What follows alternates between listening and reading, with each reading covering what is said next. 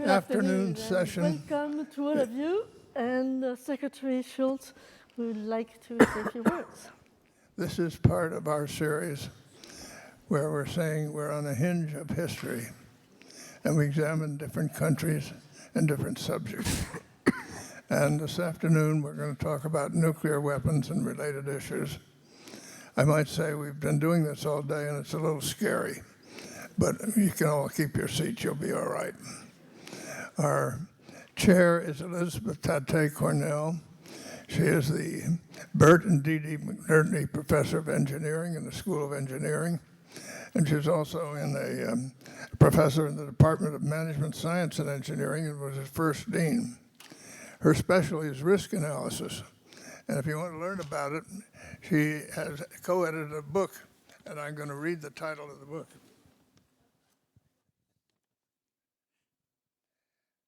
Perspectives on Complex Global Challenges, Education, Energy, Healthcare, Security, and Resilience. Okay, Elizabeth, take it away. Thank you, George. So it is my privilege to moderate this exchange of views. It builds on a day-long roundtable that we have just concluded at the Hoover Institution on this important topic. This roundtable is part of a continuing series of meetings addressing critical elements of governance in our new technologically advanced world. So my name is Elizabeth Tate Cornell, and I, as Secretary Shultz said, I'm Professor of Engineering here at Stanford, and my specialty is risk analysis. So the risk posed by nuclear weapons is thus close to my personal interest in light of the technological, political, and economic development that we have witnessed in the last decades. So now we'd like to introduce our speakers. They will have a few minutes to introduce their thoughts, after which we look forward to questions from all of you. Secretary Moniz is an emeritus professor of physics from MIT and a former US Secretary of Energy from 2013 to 2017, and he is the co-chair and CEO of the Nuclear Threat Initiative. Senator Nunn was a US Senator for the state of Georgia from 1987 to 1995 as a member of the Democratic Party. He's the co-founder of the Nuclear Threat Initiative. Dr. Tellis is a senior fellow of the Carnegie Endowment for International Peace. He was educated both in Mumbai and at the University of Chicago. So, please, Ernie. Speak. Speak. Speak, okay. About 5 minutes. Well, thank you, Elizabeth. Also want to acknowledge Secretary Shultz, who, of course, started out by saying that he found the day semi-terrifying. And it is true that we are very concerned that the risks of a nuclear weapon being used somewhere in the world today, unfortunately, is probably trending in the wrong direction.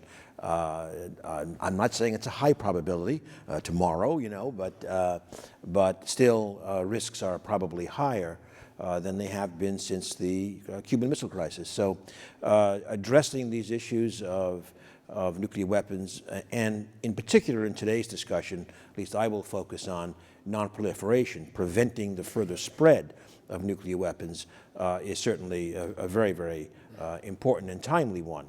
Now, I'll focus mainly, not exclusively, but mainly also on a theme of the series that Secretary Shultz has organized on governance in a new age, namely the role of technology and some of the emerging technologies, partly in the risk equation, but I also want to focus on opportunities that we have to mitigate risks, reduce threats as we go forward. So I'll just make a very few comments to tee off discussion in 4 categories. First, detection. Obviously, detection is a core issue for non-proliferation. We want to be able to find early proliferant behavior in order to be able to hopefully cut it off. I'll mention 3 areas. One is the Comprehensive Test Ban Treaty is a very, very significant non-proliferation treaty if it were ratified, but even without being ratified, it, I think, has posed really a mitigating effect in terms of proliferation with test moratoria and the like. I would just note that when that treaty was voted down in the United States Senate 20 years ago, in 1999, the reasons given were the lack of certain technology progress, namely that without testing at that time, it was viewed that we could not vouch for the reliability of the stockpile, and secondly, we didn't have the tools to detect covert tests elsewhere in the world. I'm just going to assert that both of those objections in large measure are OBE given the science and technology developments of these last 2 decades. On the first issue, a degree of innovation that is not often enough recognized came into play over about a decade, in which entirely new facilities and large-scale computational capabilities allowed a science-based approach to preserve the stockpile without testing. Secondly, an international monitoring system with seismic measurements, over 300 stations globally with seismic measurements, radionuclide measurements, and others connected by laboratory work and computational ability has come forward to provide really extraordinary detection schemes for nuclear tests. So that's one example. Let me give you 2 examples of new technology areas that could be brought to bear. One is environmental sampling in areas of suspicion really needs to be revisited with new capabilities like drones, multispectral imaging, and the like. We think it's time to go back and look at bringing those new technologies to bear, and this could be a major proliferation detection approach when combined with access that the IAEA, the international inspectors, need. Secondly, a project that we are funding at NTI, working with a small company, is about taking advantage of the incredible digitization of data, all kinds of data, trade logs, shipping manifests, et cetera, to look with a big data mining approach at the patterns that might be pulled out of all of that data to identify risky proliferation kinds of behavior in terms of especially international trade. So it gives you an example that on the detection side, there's still a lot of space available for us to get new approaches. On prevention, I'll just give a couple of examples. One is that we have we're in a bit of a box, self-imposed box, in that our Congress in particular is insisting that any country that we deal with, especially in the Middle East, on the transfer of nuclear technology, will require a pledge on their part, it's called the gold standard, that they will neither enrich nor reprocess nuclear fuel forever. Not surprising, one country has agreed to that. Not surprising, all the other countries refuse. So we're saying we need to also think out of the box with new approaches. As one example, we could provide an option for these countries to instead agree to extraordinary verification measures based upon advanced technologies, looking all the way from using centrifuges to uranium supply chain, looking across the board. This is exactly what is included in the Iran nuclear agreement. So fundamentally, taking the extraordinary verification measures would be a different approach to getting the confidence we need that weapons programs are not being pursued. There are also new ways of disposing of materials.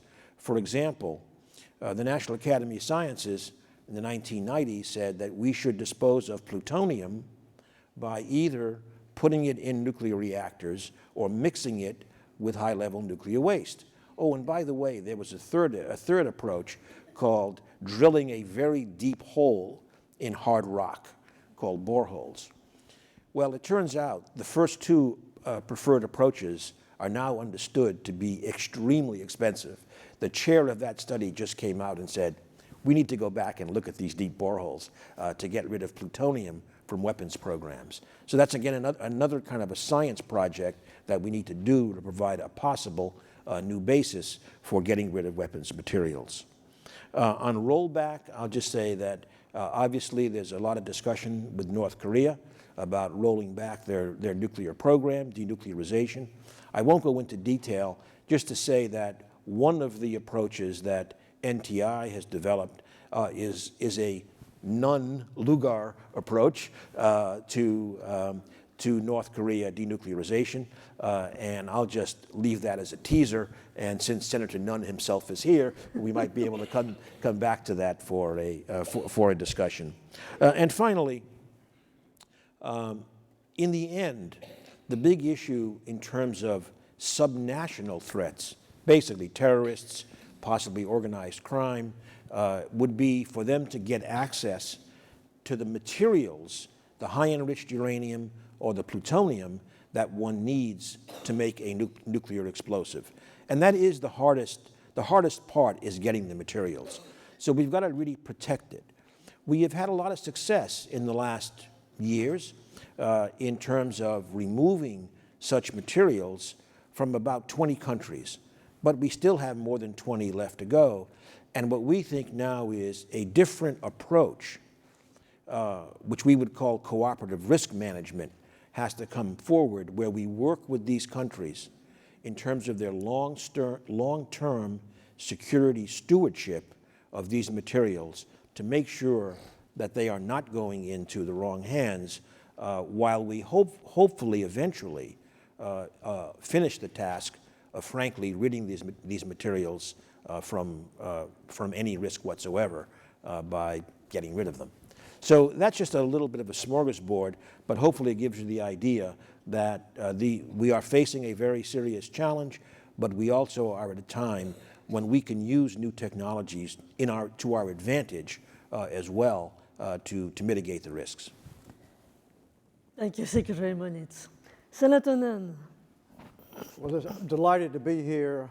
George Shultz has had a series of fascinating discussions. This is one of the concluding discussions about technology in the world we live in today and its effect on governance, its effect on security, its effect on economics, and so forth. Today it was on nuclear weapons, as Ernie has already mentioned. George and Henry Kissinger and Bill Perry and I, 10 years ago, wrote an article in the Wall Street Journal basically calling on countries that have nuclear weapons, including the United States, to reduce reliance on nuclear weapons, keep them out of dangerous hands, and ultimately get rid of them, as called for in the Non-Proliferation Treaty, which we have been part of since about 1968. Of course, we're heading in the other direction now. We spent a lot of time talking today about the dangers. We've got a moral obligation with Russia, because the two countries together own 90% of the nuclear weapons and 90% of the nuclear materials. And one of the great dangers, increasing dangers now, is that we're no longer working with Russia.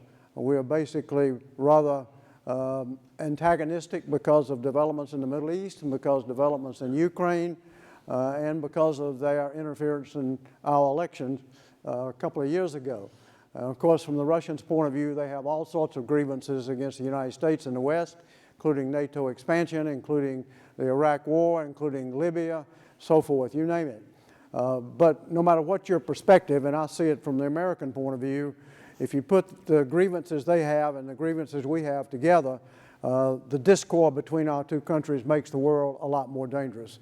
Because when we have made progress on reducing nuclear dangers, like we did in the early 90s, we worked very closely with Russia, getting countries to give up nuclear materials in small amounts that did not have nuclear weapons and reducing the chances of catastrophic terrorism.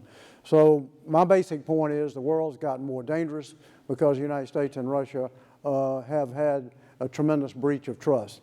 The second great danger is that technology right now, which is in the past has worked very favorably to be able to verify arms control and so forth, but technology is working against us now, particularly in the cyber world. It's a kind of a stretched analogy, but I think in the cyber world today, particularly as it pertains to nuclear weapons, we've got the cowboys in the saloon, we've got the horses in the saloon with them. The cowboys are shooting up the joint and there's dynamite in the attic. That's where we are with nuclear weapons. If we start, we in Russia as well as India and Pakistan, and Ashley's going to talk about that, if we start interfering in each other's warning systems with cyber attacks or command and control, we could have a war by blunder. I think the chances of a nuclear war by blunder greatly exceed the chances of a premeditated, deliberate, calculated nuclear attack. That applies to the United States and Russia, it applies to India and Pakistan, it applies to all the countries that have nuclear weapons. So there are a lot of things we've got to do, and I won't get into them until we get more into question and answers, but I would say the first thing and the most important to me is we've got to create a political atmosphere, notwithstanding the tremendous breakdown of trust we have, don't have with Russia, but we've got to create a sense that on vital interest, on interests that are existential between the United States and Russia, common vital interests, we have a moral obligation to the world to communicate. We're not communicating now. We've got to talk to them about cyber. We've got to draw red lines. We've got to have understandings so that we don't get into a World War I type scenario and end up having a war no one wants. So there are a lot of things we've got to do, but I would say that is at the top of the list. And one of the things that's pretty apparent is Congress is going to have to take a lead in this. It's not going to be done in this atmosphere simply by the executive branch, no matter who's president. Congress has a role under the Constitution to decide on matters of war and peace. They don't do it very often. That's a constitutional responsibility that is not being adequately fulfilled, as we see after almost 2 decades involved in war in Afghanistan under a very questionable resolution that took place. So we've got to step up to the plate, the people in Congress, and assume responsibilities. They're going to have a lot more attention and focus on creating political space in spite of differences, in spite of profound differences with Russia. We've got to have a political space to talk about these areas of danger, to work together to reduce reliance on nuclear weapons, and to basically greatly reduce risk. I'll close with one of the things that Warren Buffett has told me. He's a big supporter of NTI, and he's in the reinsurance business, so he calculates risk. He says that some of you mathematicians can check this out. Ernie's a genius here. But Warren says that if there's a 10% chance of an event taking place, if there is, in a given year, and that 10% chance persists for 50 years, then you have a 99.5% chance during that 50-year period it will happen. And most importantly, if you can reduce that risk to 1% instead of 10% in a given year, and that 1% persists for 50 years, then there's something like 65, 67% chance it will not happen. That's what we've got to do while we have nuclear weapons and while they're in the possession of 9 countries in the world. We've got a common mutual existential interest in reducing risk in every way we can. Thank you, Senator. Please, Dr. Tillis. Thank you, Elizabeth. Let me start by thanking Secretary Shultz for inviting me and my colleagues today for a really wonderful discussion that we've had all through the day. I'm going to spend a few minutes just talking to you about nuclear developments in South Asia, to include India, Pakistan, and China. It's a very interesting subject because you see in this triad how South Asia is linked to a wider nuclear universe. Even though nuclear inventories in the rest of the international system have been steadily dropping for the last 30-odd years, the arsenals in South Asia are actually increasing in size. And they're increasing in size in part because all 3 countries, China, India, and Pakistan, do not believe they've reached the requirements of nuclear sufficiency yet. China looks at the United States as a sophisticated nuclear power that it has to deter in the broader East Asia region, and therefore is modernizing its capabilities. Those capabilities, in turn, impose certain challenges in India, which sees China as a rival. And so India is building up its capabilities in part to cope with Chinese nuclear expansion. And Pakistan, which has had a long-standing rivalry with India going back to independence in 1947, sees the Indian expansion and seeks to keep up with India. So the horizontal proliferation that we've seen in South Asia in recent decades is intimately linked to what is happening in a wider international environment. I'm not going to talk about China, although it's a fascinating subject and deserves actually concentrated attention in its own right. I do want to say a few words about India and Pakistan. I've observed India and Pakistan professionally for almost 30 years in my career. And when I look at the expansion in their arsenals, particularly the expansion that has been underway since 1998, when both sides tested nuclear weapons, there are three dimensions of this expansion that I think are worthy of attention. First, the issues relating to security of the arsenals. The Indian and Pakistani arsenals are now moving into sizes that will be above 100 nuclear weapons. We don't know what the end point of this expansion is, but they are certainly not going to be token arsenals of the kind that both countries thought they would have around the year 1998. They are moving for very complex reasons into much larger arsenals than were anticipated. Now, when you have arsenal sizes that go beyond 100 and diverse delivery systems, gravity bombs, land-based missiles, sea-based weapons, and so on and so forth, the first concern that you ought to have is concerns about security. You don't want these weapons to get into the wrong hands. You don't want unauthorized actions with respect to these arsenals. Now, this is work in progress. Both countries are obviously paying a lot of attention, but you can never be complacent enough to declare that the problem has been solved. And the problem only gets more complex because of the way India and Pakistan maintain their arsenals. They've traditionally maintained arsenals in what is called demated condition, where these weapons are not always assembled and married to their delivery systems. So there are bits and pieces lying around in different parts of the country that are brought together when there is a crisis or under conditions of alert. And because both countries have significant domestic crises, have an ongoing rivalry between the two, the issues of security are serious and need to be paid attention to. So that's point number one. Issues of security will become more complex as one begins to see the expansion of these capabilities in the out years. The second issue has to do with actually the safety of the weapons themselves, by which I mean that the weapons don't go off when they're not supposed to. Now, understand the predicament that India and Pakistan have. Unlike the US and the former Soviet Union, we had the luxury of testing our nuclear weapons endlessly because there was no constraint on our ability to test.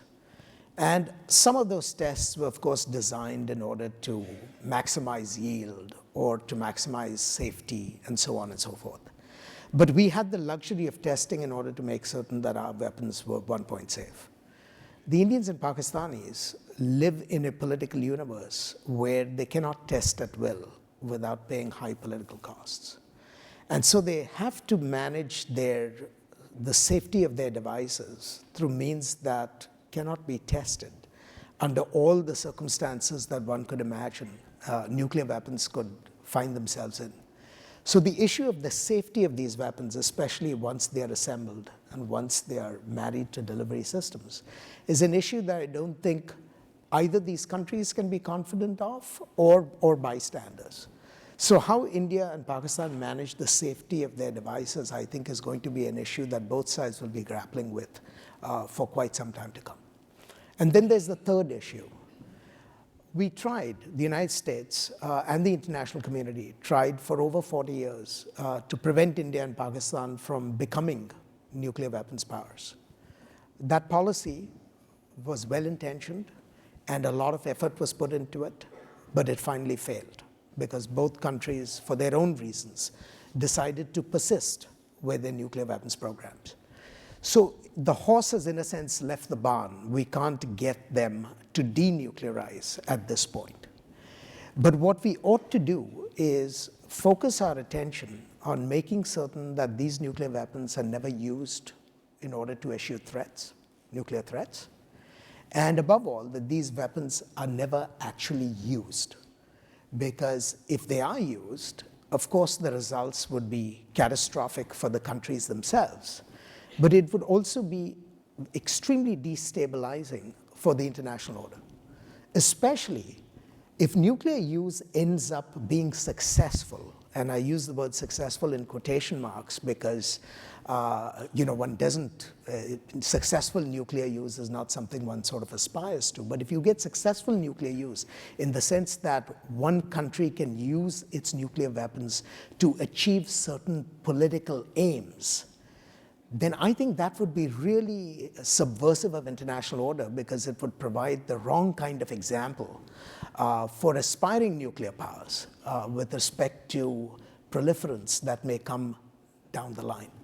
And so we have to sort of now pay attention to making certain that even though both India and Pakistan have nuclear weapons, that their political rivalries never reach the point that they find themselves in position that nuclear weapons become the solution to those political problems. And that is, of course, a challenge that they face both bilaterally, and it's a challenge that the international community as a whole faces. So I will just end by saying that we are at the initial stages of a long nuclear transition in South Asia, a transition that will involve very important quantitative and qualitative changes in the Chinese, Indian, and Pakistani arsenals. And paying attention to these developments is going to be a challenge not just for the United States, though we have vital interests for all the reasons that Senator Nunn pointed out, but also for these countries themselves. And so this is going to be the task of managing stability in a post-nuclear South Asia that we're going to face for years and perhaps decades to come. Thank you, Dr. Teles. Thank you. Now we're going to get into questions and answers, and I'm going to ask the first questions. So to Secretary Moniz, you make clear that one of the best ways to discourage proliferation as nuclear power expands is to offer to lease the fuel and take back the spent fuel. But as you said, only Russia is in a position to do that. We and others would have to solve the problem of disposition of waste before we could commit to take back the waste of other countries. You suggest that there are both technical and political issues. So how would you suggest that we proceed to solve the problem of disposition of nuclear waste? Well, so in the fuel leasing concept, we should add that the spent fuel would be removed from a country that was operating the reactor, but we should add to it, of course, that they would in return commit to not having enrichment or reprocessing, so that the dual-use technologies of concern would not be there. That would be the give and take. Now, as you say, however, implementing that is not so easy if you can't manage your own spent fuel from reactors, which regrettably is the situation in which we find ourselves here. I would add that Russia has a long history of returning spent fuel from the reactors that it built in the former Soviet Union in particular, and it has a similar agreement with Iran. They completed the power reactor in Iran called Bushehr, and they will take the fuel back from there. For us, it's hard to envision that without making progress in the spent fuel, although I will make two mitigating arguments which I think are insufficient. One is we do have a history of taking back the spent fuel we provided for research reactors around the world, typically part of the Atoms for Peace program, number one. And number two, and this certainly will not cut it, but nevertheless, it's worth pointing out that we would be doing this approach, if we did it, to countries with very small nuclear programs. And because we haven't solved a massive problem does not mean we shouldn't add epsilon to it in order to have national security benefits. But let's assume that won't happen. We got to get our house in order, and the steps are fairly clear in my view. It starts with doing what we should have done in the first place in the 1980s, and that is to move fuel away from reactors after a few years to a consolidated storage under government control. And then the nuclear power business can go on its own way, if you like, and the government, as is our law, then takes responsibility for that fuel. That's only a first step, but it's an essential one, and most members, senior members of Congress, want to do this, but in our Congress, and Senator Nunn can say more about it, it's pretty hard to get some things across the finish line.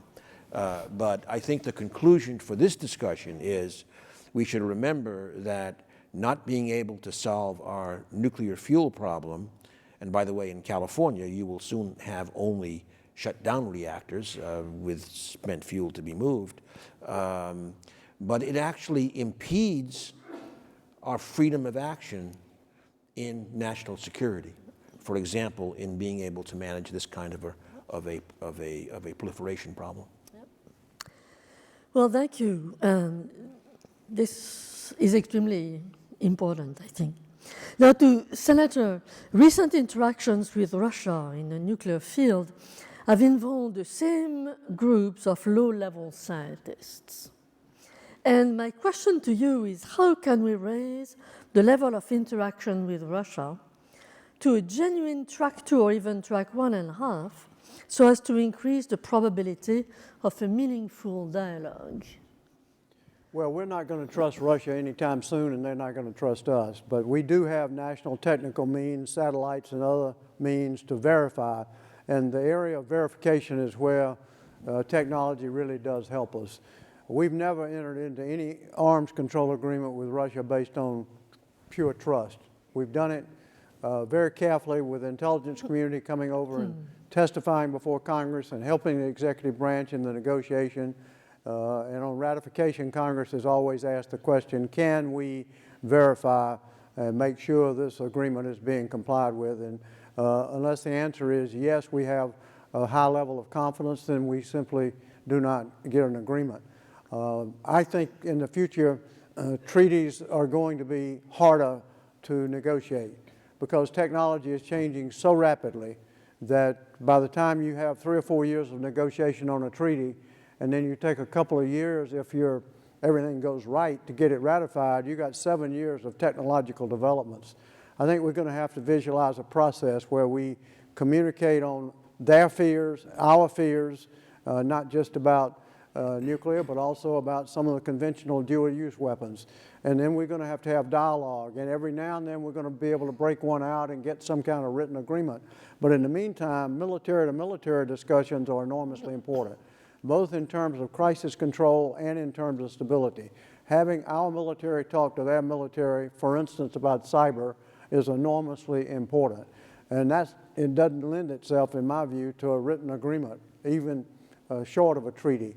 But I think we've got to have understandings and red lines.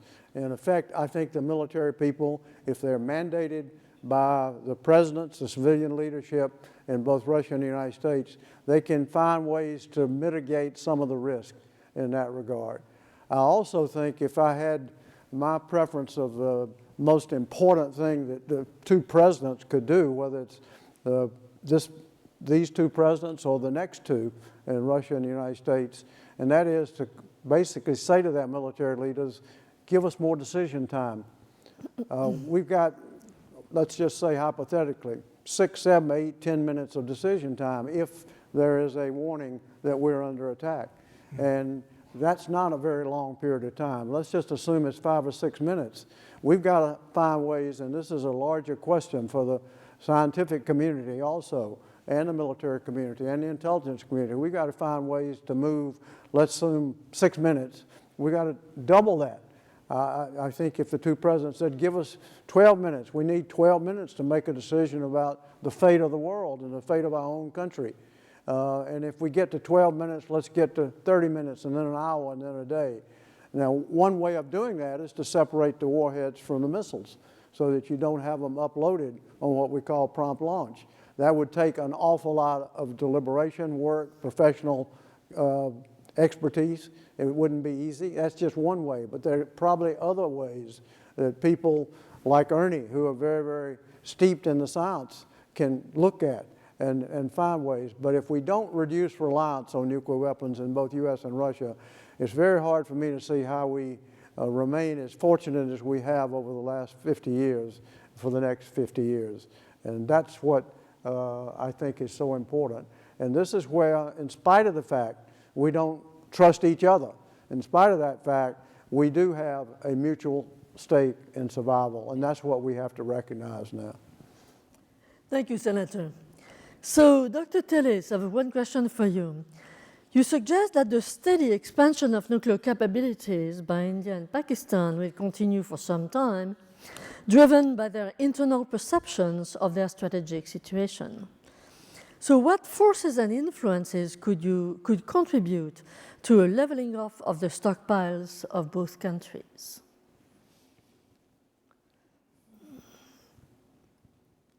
It's a hard question to answer. I know. That's because why in both countries, they are looking at nuclear weapons as equalizers against more powerful competitors. Really? And because India is pegging its expansion to what China is doing and Pakistan to what it perceives India to be doing, it's hard to objectively equalize the power of the three in ways that would conduce to leveling. So we are actually dealing with what in some ways are rational responses to existing power asymmetries that cannot simply be erased with, either wishing it away or through the stroke of a pen. We simply have to encourage, I think, at least India and Pakistan, it's also true for China, to think of nuclear weapons essentially as instruments of last resort, not instruments of first resort. Because if you think of nuclear weapons as instruments of first resort, then the temptation to move towards an expanding inventory is indefinite. The second element I think that's worth paying attention to is what Senator Nunn has argued for many years, which is to move away from any disposition that involves prompt retaliation. Because the requirements of prompt retaliation, again, leads to multiplication of capabilities, which becomes hard to manage and maintain. Thank you. May I just add a comment? Yes, to that? of course. Just wanted to add a comment, which is not India and Pakistan specific, but exemplifies what I think is a broader problem, including in evolving U.S. policy, and that is a slippery slope, potentially, to thinking about nuclear weapons as battlefield weapons, as opposed to strategic deterrence. And this is unfortunately becoming more and more widespread. Now we would like questions from the audience. Yes, ma'am. Over there as well. Hi, thank you for an interesting discussion. I think practically this will never happen, but intellectually I'm interested in hearing the arguments from the panel on if the US leads the effort and they will denuclearize everything they have, and then the whole world follows. So there's no nuclear weapon anywhere in the world, and US leads that effort. It's like, practically, I understand this will never happen, but intellectually, what are the arguments against that? Gentlemen. I'm not sure I got the question. Well, okay, so I'll start out, and then my colleagues can join in. First of all, as you say, it's a hypothetical situation. I'll point out a key, as it is in many other areas in this whole discussion, is verification.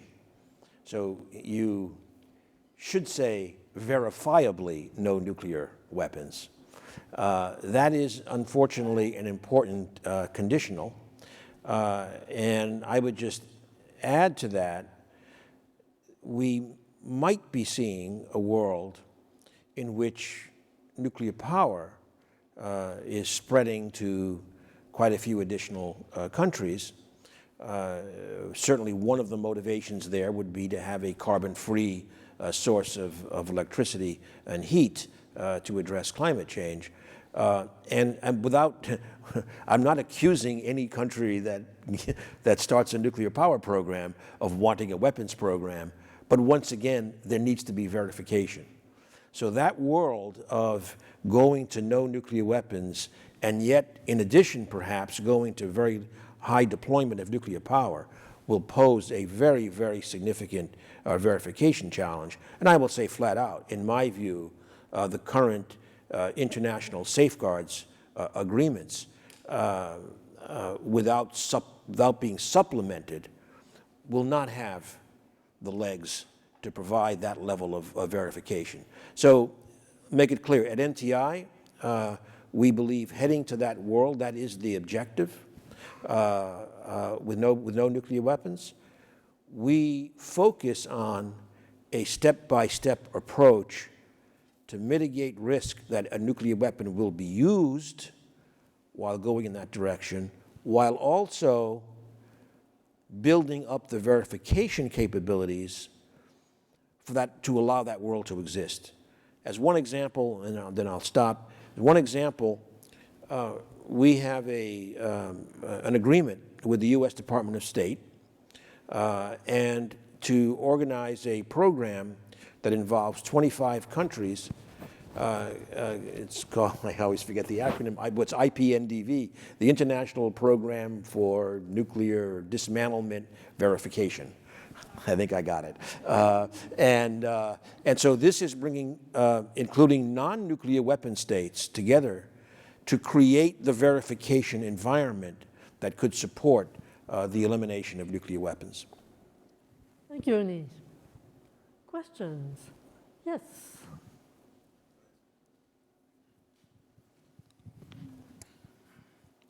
Hi. Thank you, distinguished panel, for being here today. My name is Oscar Weigel. I'm a SLAC employee, not while you were Secretary of Energy, Mr. Moniz, but I have a question for you nonetheless. Are there nuclear power applications such as high-assay LEU that weapons-grade uranium can be diluted down to and repurposed for and diverted away from nuclear weapons programs? Yeah, I'm sorry, could you just repeat from high-assay LAU what you said? Are there nuclear power applications such as high-assay LEU that weapons-grade uranium can be diluted down to and repurposed for? Is that not technologically capable yet? Sure. So the issue is about taking high-enriched uranium and converting it to useful fuel for a nuclear reactor. So first of all, I certainly think that the most successful non-proliferation program in our history did exactly that. From starting in 1993 to 2013, it's sometimes called the megatons to megawatts program. It took 500 tons of Soviet Russian high-enriched uranium from the weapons program, diluted it down not to high-assay LEU, but to regular assay LEU, about 4.5% enrichment, and used it in American power plants. And it's not well known that for 20 years, 10% of all American electricity generation came from Russian weapons material that was blended down. It's one of the great secrets, apparently. Since you mentioned being at SLAC and DOE, I'll just add one point. So this is the classic swords to plowshares kind of a program, which I'll only say as DOE secretary I recognized is good for everybody except plowshare makers who go out of business. And so we have to deal with some dislocations, but from a national security point of view, enormously important. And by the way, although the scale is much lower, we could imagine, I mentioned earlier, a Nunn-Lugar-like program that we have put forward as a possible element in working with North Korea, denuclearization. That could also include using the HEU from North Korea in nuclear reactor, either in North Korea or in South Korea or whatever. So that's a very viable approach, and it is the way to dispose of weapons uranium. One other bit of encouraging news, this narrative is sort of bleak as you have observed, but during the last 15 years, 10 or 15 years, and particularly in the last 6 or 8 years, we have moved from having 42 countries with nuclear weapons grade material, small amounts, but weapon grade material that could be used to make a bomb, particularly by a terrorist group that doesn't have a return address, which is one of my great fears. But we've moved from 42 countries in that category to 22 countries in that category. And that's been the result of both the George W. Bush administration and the Obama administration. President Obama had 4 summit conferences, one every 2 years during his term, where he got over 50 heads of state to come in and concentrate on that subject, getting weapons, usable nuclear material under control and blending it down and getting rid of it. So we got a way to go. That's 22 countries. 9 of those have nuclear weapons, but obviously 13 do not have. So every time you can reduce the highly enriched uranium, which is, and I'm told, Ernie's the expert on this, but I'm told that if you're a bad guy and want to make a crude nuclear weapon, highly enriched uranium is much easier to work with than plutonium. And so that's the material we've really got to focus on. We work with Russia on that. A number of those countries that got rid of their weapon materials took the material back to Russia and blended it down. We also blended down that material. So we can make progress. And Ernie's example about 10% of our electricity coming from warheads that were dismantled is an enormous success story. The other success story is that when the Soviet Union broke up in the late 80s, early 90s, there were 4 countries that had very large inventories of nuclear weapons. Russia, of course, Belarus, Ukraine, and Kazakhstan. 3 of those 4 countries in the early to mid-1990s got rid of all their nuclear weapons and almost all of their nuclear material. There's still some residual material left in Ukraine. But Ukraine, for instance, had the 3rd largest arsenal in the world, behind only the United States and Russia, more than China. So having those 3 countries get rid of their nuclear weapons shows you that you can make progress in this regard. There are other countries that have gotten rid of nuclear weapons. South Africa, for instance, had a nuclear program. There are several other countries that didn't have nuclear weapons but had a very aggressive effort to get nuclear weapons that gave up that effort. So this is not all bleak, but it does require cooperation. And it starts with U.S. and Russia, but it's also U.S. and China, and it's also the European countries. I say very frequently, to the point, I know my staff gets tired of hearing this, but I think we're in a race between cooperation and catastrophe. And right now, cooperation is not running nearly as fast as we must. This would also apply to the biological field, where there's a dark side of biology now. We can talk about that later, but we're going to have to find ways to cooperate on the biological field where the development of dangerous pathogens can be just as threatening, if not more so, than nuclear weapons. It may be just worth adding a scale, just so people know the scale, that in the world today there are nearly roughly 2,000 tons of weapons usable material, HEU, high enriched uranium, and plutonium together, and a weapon is, let's say, several to tens of kilograms. So that kind of gives you we got a lot of work to do. Right. Yes. Hi, my name is Lauren Borja. I'm a fellow at CSAC for a year. I just wanted to ask, considering lots of the countries that you guys have mentioned, US, Russia, China, India, Pakistan, are currently modernizing their arsenals, what are some ways you could see reducing the risks during this modernization process? Reduce risks during modernization of the stockpile. Yes, as long as we have nuclear weapons, we're going to have to make sure they're safe, secure, and reliable. That means you have to update them.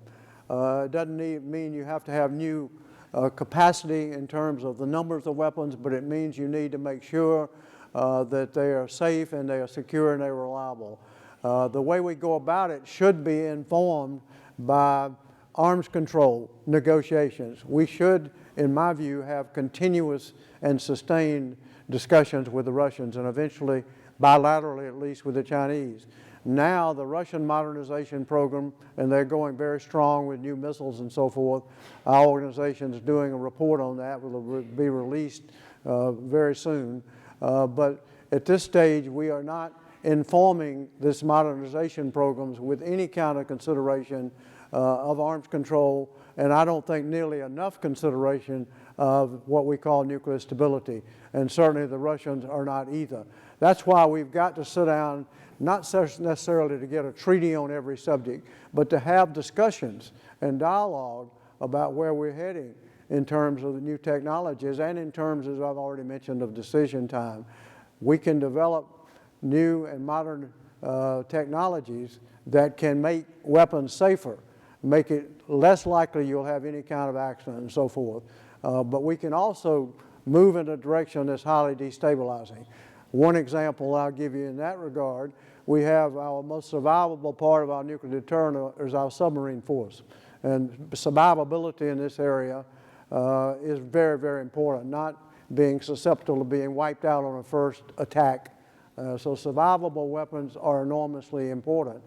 So on the submarine front, there are people now, I'm sure in totally good faith, that are proposing we put small warheads on the submarines. Right now we have strategic weapons that can go all the way to Russia. They're our ultimate kind of survivable deterrent. But if you put small warheads on them, how is Russia going to know that we're firing one that we mean to be a tactical weapon to affect a battlefield and not a strategic weapon that would strike Moscow? And we have to ask ourselves the question, what if the Russians put small nuclear weapons on their submarines or on their ships, and we see one on our radar coming to the United States? Are we going to assume that it's a very low-yield weapon, it was not meant as a strategic attack, or are we going to go all out in response? So these are what I call stabilizing and destabilizing considerations that we have to take into account. Right now, though, neither country is having enough dialogue to really take the fears of the other country into account. One other example, we United States, have a vital stake in the Russian warning systems working properly. If they get a false warning, if their warning systems go haywire, or if they go blind with their warning systems, the chances of some type of catastrophe go way up. They have a mutual stake in ours. So there are all sorts of areas we've got to work together on, even though we do not have the trust that we should work toward over the long haul. I would just add that following what Senator Nunn just said at the end, this is not exactly your question, but just to put a spotlight on it, the militarization of space is a very, very dangerous trend if it continues. We clearly, all sides, depend upon space assets for early warning systems and command and control.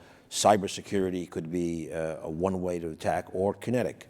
And so at least I'll speak for myself, things like creating a separate space force, et cetera, just doesn't have the right spin as far as I'm concerned.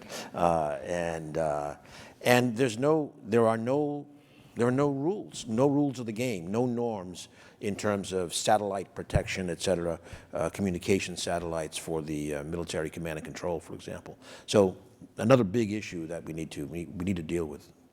I want to just make the point there, though. We need to recognize that India and Pakistan are different from the other P5 states because they are not NPT recognized nuclear weapon states. So the kinds of things that could be done in principle with other states becomes harder with India and Pakistan. Like, for example, there's no way we can, from the outside, help either of these two countries with respect to reliability. There's very little we possibly could do with respect to safety, but there is much that can be done with respect to security. So I suspect when one looks country by country, we'll have to identify what the menu of possibilities is, and then simply work discreetly on that menu. And that will certainly vary where India and Pakistan are concerned compared to the rest. Question.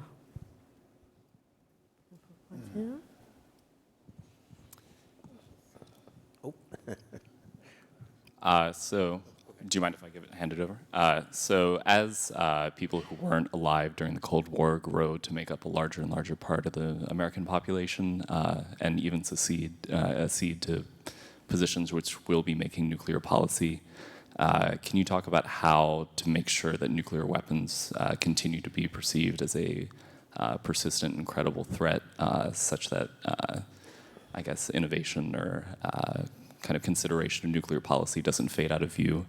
And at the same time, at the international level, can you talk about how to reframe the debate such that it's not purely viewed as a sort of, I guess, bilateral constraint between the United States and Russia, such that, for instance, the Russians would be more inclined to take the Chinese as a credible threat to be constrained as well?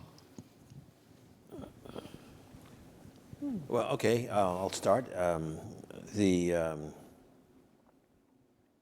issue you identify in terms of lack of awareness of these issues post-Cold War and concomitant lack of political accountability on these issues is a very, very serious one that we are indeed looking at.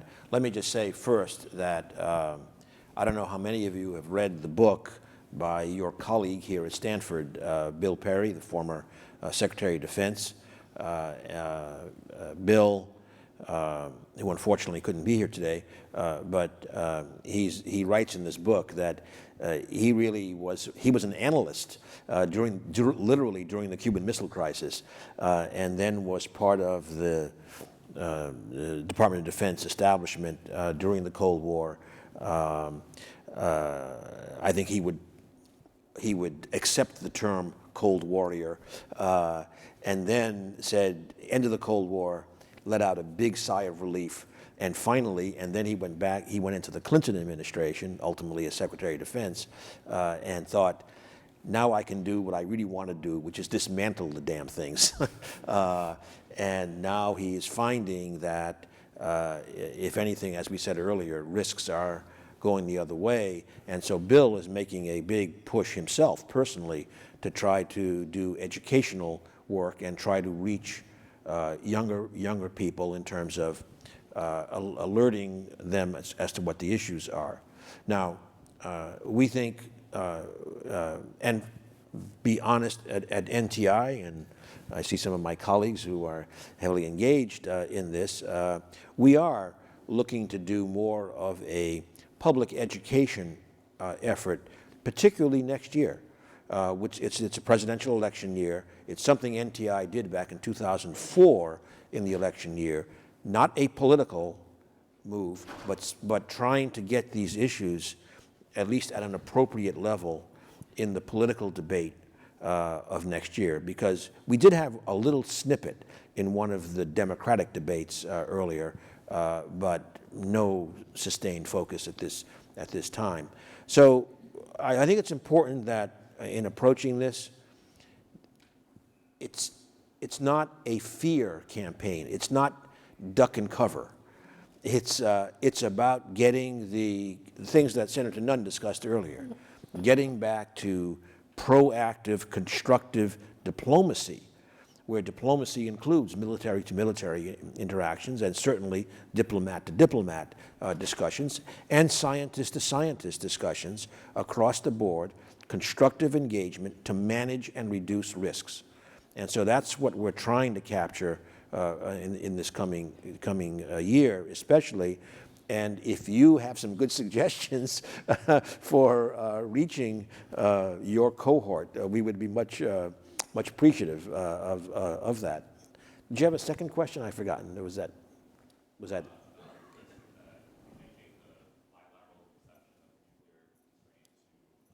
Broader, yeah. Expanding the perception of nuclear constraint beyond a bilateral relation between the United States and Russia, such that... You involved China. You mentioned China? Yes. Yeah.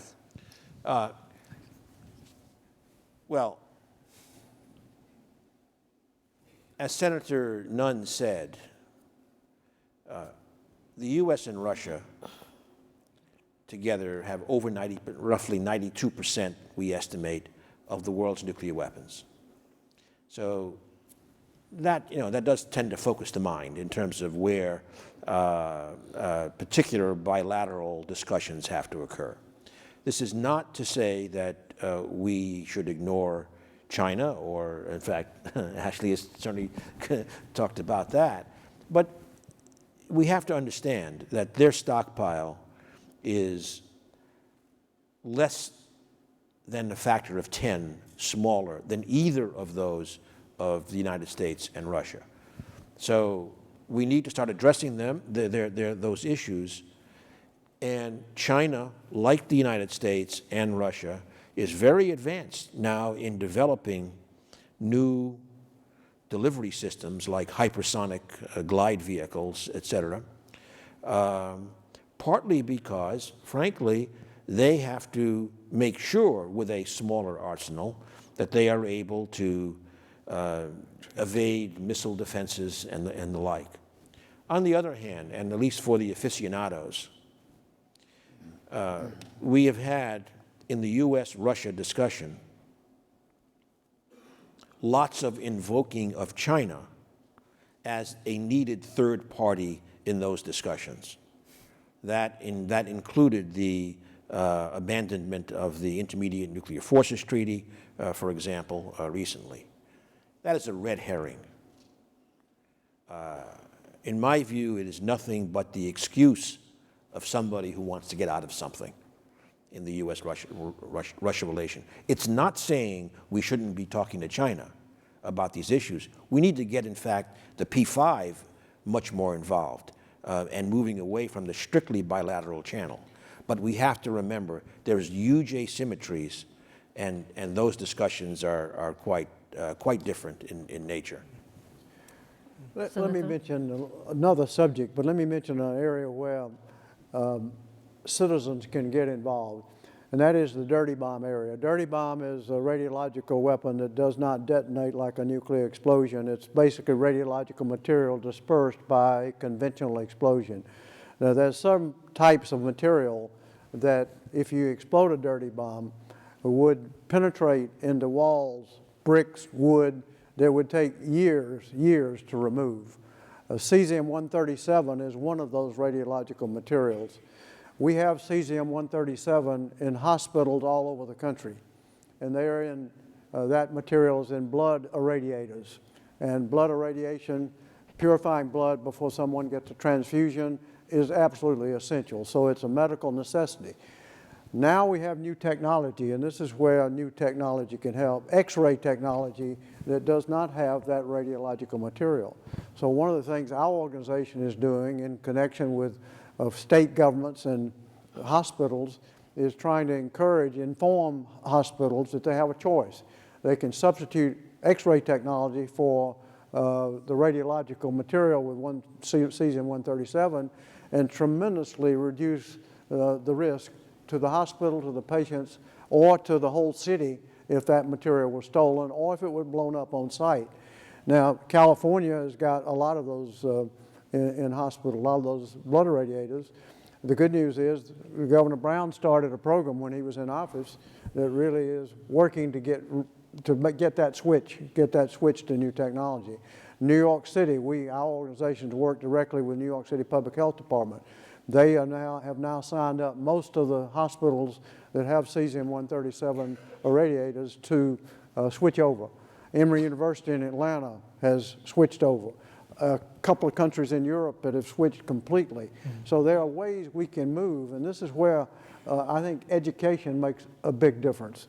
And it's where we can use technology to reduce risk, because you know, it would not be a nuclear detonation, but if you had a dirty bomb go off and close down a port or an airport for 10 years, the economic damage or banking district could be just enormous.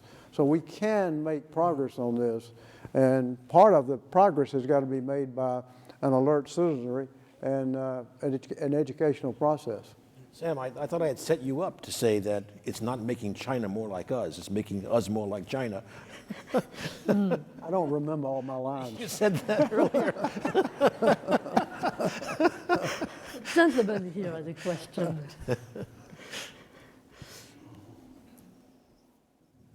Very interesting discussion. I agree with you that technology can help, discussions can help, but it seems to me there are also trust issues for countries to have agreements that can be trusted. And I, as a layman, feel that lately we're losing that trust. I mean, the treaties have been unilaterally abrogated.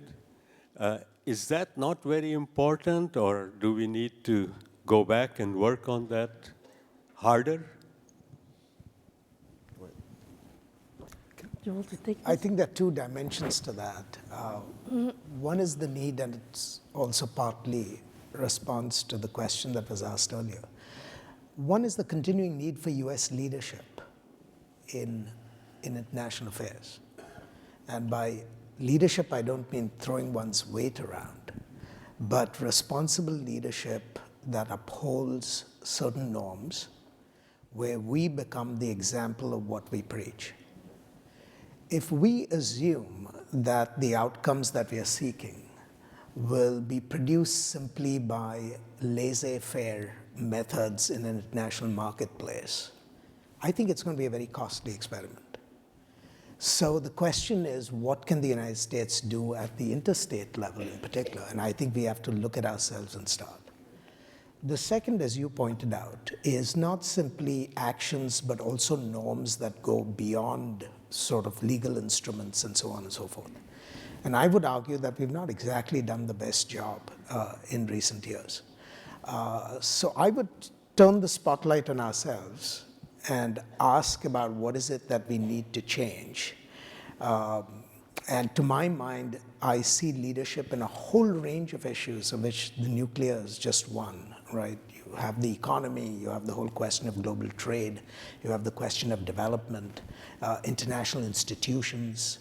In all these areas, if the US absents itself and pretends that the market, in quotation marks, will generate its solutions, I'm afraid we'll be in for some nasty surprises. I would just add an exclamation point to that, and to address your question very directly. I believe that all of the pillars of American geopolitical strength are being eroded. The alliance structures, which are unique and were hard-won accomplishments, trade relationships, as was mentioned, international financial institutions, going from a maybe imperfectly executed at times, but fundamentally a values-based approach to foreign relationships, to a transactional mercantile approach. These are very fundamental. I can't on this stage make a simple suggestion, but we need to change. It's not that we should be immune to evolution of these institutions and approaches. I mean, for one thing, because technology, as we've been discussing, the technology revolution needs accommodation, clearly. Frankly, the fact that China will have the biggest economy in the world in not so long a time means there has to be a different accommodation. It's hard to see the financial system being dominated the way it is today by the United States in that situation.